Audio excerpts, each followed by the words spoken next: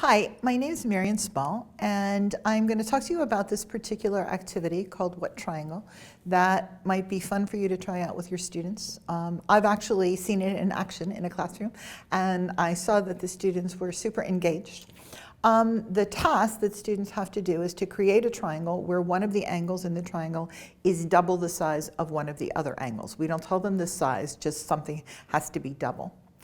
And they have to tell me what kind of triangle they were able to create. Was it a right triangle? Was it an isosceles triangle? Was it a scalene triangle?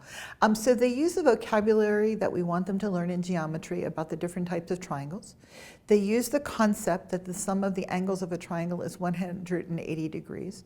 And they explore the properties of various different kinds of triangles.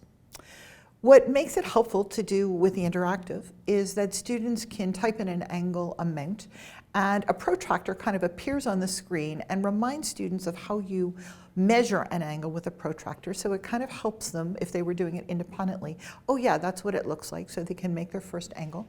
And it keeps track of what you're doing so that you can see the angles that you're making, the double angle and so on. And if you go astray, and your angles really aren't going to make a triangle, you're cued so that you know, no, that's not going to work, try something else.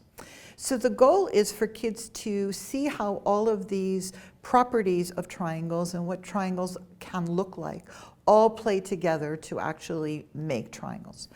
We want students to discover, for example, that it was impossible to make an equilateral triangle because you couldn't have an angle double another angle, but you could make all kinds of other triangles, and that's what they're going to see.